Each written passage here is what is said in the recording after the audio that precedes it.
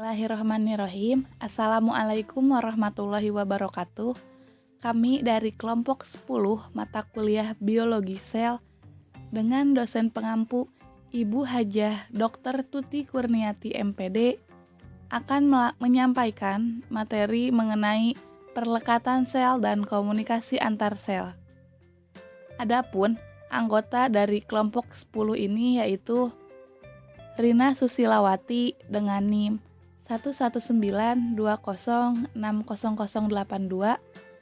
Kemudian ada Rose Ratnasari dengan NIM 11920600086.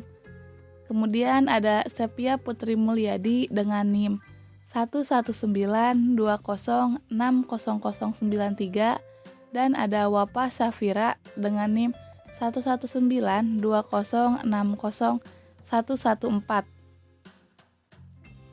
Langsung saja kepada materi yang pertama mengenai pertautan sel.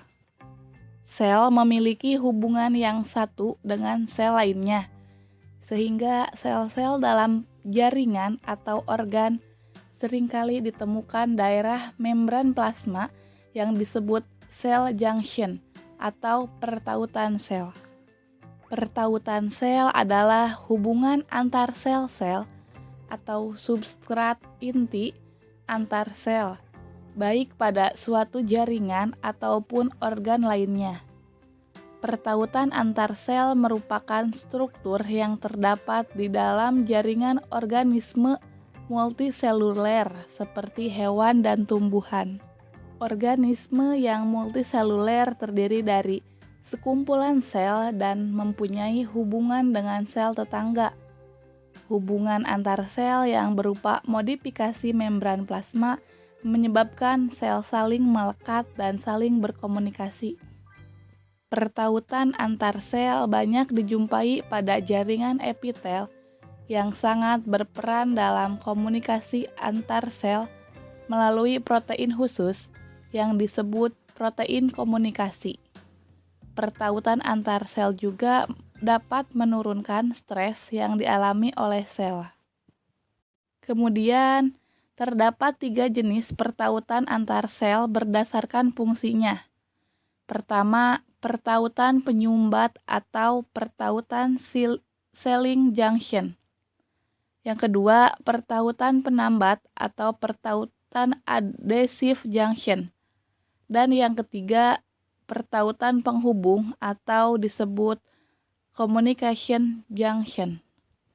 Baik, kita lanjut lagi mengenai pertautan penyumbat, yaitu pertautan yang merekatkan selaput dari beberapa buah sel epitel yang berdampingan sehingga menghalangi masuknya molekul-molekul dari satu sisi jaringan epitelium ke sisi yang berlawanan.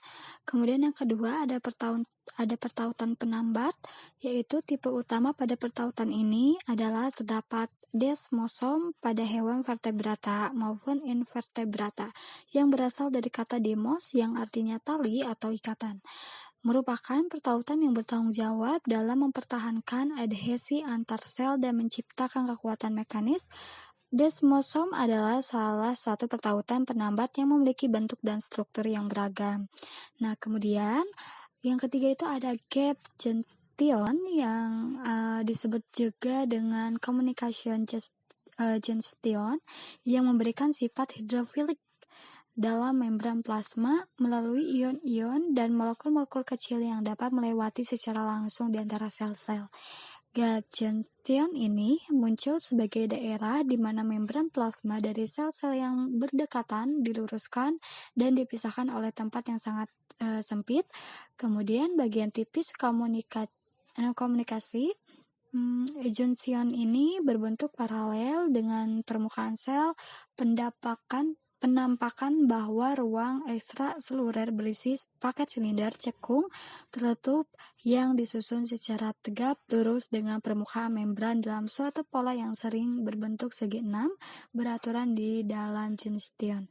Nah, pertautan ini berbentuk seperti pipa mikro yang memungkinkan adanya komunikasi antar sel yang melibatkan perpindahan komponen seluler seperti mikrovesikel yang berisi materi genetika tertentu. Nah, di sini kemudian ada fotonya. Dan kita lanjutkan ke komunikasi antar sel yang akan dipaparkan oleh teman saya berikut ini. Selanjutnya ada komunikasi antar sel. Secara umum, komunikasi antar sel diperlukan antara lain untuk mengatur perkembangan dan organisasi sel dalam suatu jaringan, mengontrol pertumbuhan dan pembelahan sel, dan melakukan koordinasi fungsi antar sel dan jaringan. Contohnya, komunikasi antar sel itu yaitu sel syaraf dengan sel otot, rangka untuk melakukan kontraksi. Nah, dalam tubuh manusia terdapat dua jenis komunikasi antar sel, yaitu yang pertama ada komunikasi melalui saraf dan atau listrik. Wired system, komunikasi melalui saraf atau listrik. Komunikasi listrik merupakan komunikasi yang cepat dan hitungan midletik. Informasi yang dihantarkan sepanjang sel saraf berbentuk potensial aksi penghantaran informasi dari sel saraf ke sel target berlangsung melalui sinaps yang dikenal sebagai transmisi sinaps. Selanjutnya ada non-wired sistem komunikasi kimiawi. Komunikasi kimiawi berlangsung lebih lambat namun efeknya lebih lama. Komunikasi saraf dan komunikasi kimiawi dapat terjadi secara tumpang tindih. Beberapa zat kimia seperti neurotransmitter, hormon, dan neurohormon tidak dapat menembus sel. Informasi yang akan dihantarkan harus dirubah dulu oleh protein membran sel, sinyal kimia di dalam sel. Selanjutnya yaitu ada mekanisme komunikasi sel. Yang pertama ada kontak langsung, yang kedua ada pensinyalan parenkin, yang ketiga ada pensinyalan endokrin, dan keempat ada pensinyalan sinaptik. Nah, yang pertama ada kontak langsung, direct kontak. Kontak langsung yaitu molekul pada permukaan satu sel yang dikondisikan oleh reseptor pada sel sebelahnya.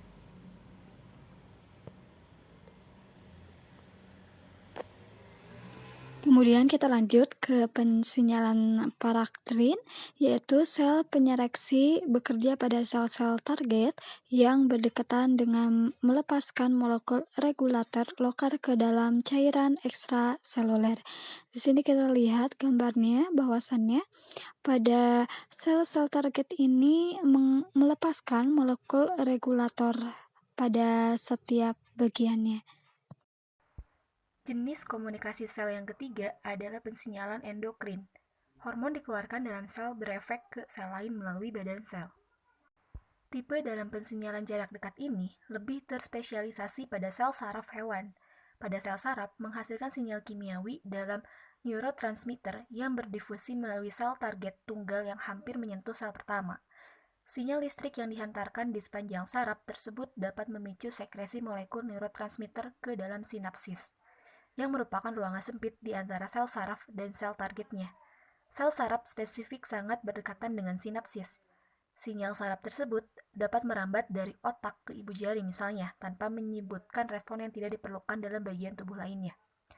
Pensinyalan jarak dekat yang terdapat pada tumbuhan kurang begitu difahami, sebab adanya dinding sel yang menghalangi proses pensinyalan tersebut, sehingga tumbuhan harus menggunakan mekanisme yang berbeda dalam prosesnya. Mekanisme komunikasi sel yang terakhir yaitu pensinyalan sinaptik atau pensinyalan sinaps. Sel saraf mengeluarkan sinyal neurotransmitter di mana sebagai pengikat reseptor pada sel di dekatnya. Sinap atau sinapsis adalah tempat kontak antar sel yang dapat dirangsang. Sinapsis terbagi menjadi dua, yaitu sinapsis kimia dan sinapsis listrik. Sinapsis kimia, yaitu sel saraf melepaskan molekul neurotransmitter ke dalam sinapsis atau ruang sempit di antara sel pengirim dan sel target. Komunikasi antar sel dengan cara melewatkan senyawa kimia melalui saluran yang diatur oleh perubahan jumlah ion. Sedangkan sinapsis listrik adalah persambungan antar sinaps melalui saluran tipis intraseluler. Hubungan dua buah sel berupa arus listrik secara langsung. Gap junction di antara kedua yang berkontak dan mengalir arus listrik terjadi di sel-sel jantung, otot polos di saluran pencernaan, dan beberapa neurons di retina mata. Tahapan-tahapan pensinyalan. Dalam penelitian yang dilakukan oleh Sutherland dan teman-temannya pada tahun 1971 mengenai bagaimana hormon hewan epinefrin merangsang terjadinya pemecahan atau depolimerisasi polisakarida glikogen yang tersimpan dalam hati dan sel otot rangka. Dalam proses tersebut, ditemukan adanya 3 tahapan dalam pensinyalan, diantaranya yang pertama ada penerimaan sinyal atau reception, yang merupakan pendeteksian sinyal yang datang dari luar oleh sel target. Sinyal kimiawi terdeteksi apabila sel itu terikat pada protein seluler, yang biasanya pada permukaan sel yang bersangkutan. Kedua, ada pengikatan molekul sel yang dapat mengubah protein reseptor dengan melalui tahapan inisiasi dalam proses transduksi. Tahap transduksi ini dapat mengubah sinyal menjadi suatu bentuk yang dapat menimbulkan respon seluler spesifik. Dalam sistem yang terjadi pada Sutherland, pengikatan epinefrin ke bagian luar protein reseptor dalam membran plasma sel hati yang telah berlangsung melalui serangkaian langkah untuk mengaktifkan glikogen fosforilase. Transduksi ini terkadang terjadi dalam satu langkah, tetapi lebih sering membutuhkan suatu urutan perubahan dalam sederetan molekul yang berbeda, yang disebut juga sebagai jalur transduksi sinyal. Sedangkan molekul yang berada di sepanjang jalur itu sering disebut sebagai molekul relay. Lalu tahapan yang ketiga yaitu pensinyalan sel dalam tahapan respons. Sinyal yang ditransduksi akhirnya memicu respons seluler spesifik. Respon tersebut dapat berupa seluruh aktivitas seluler seperti katalis oleh suatu enzim, penyusunan ulang sistoskeleton, atau pengaktifan gen spesifik di dalam nukleus. Proses pensinyalan sel ini dapat membantu kepastian pada aktivitas yang penting seperti terjadinya pada sel yang benar, pada waktu yang tepat, dan pada koordinasi yang sesuai dengan sel lain dalam organisme yang bersangkutan. Peranan komunikasi sel.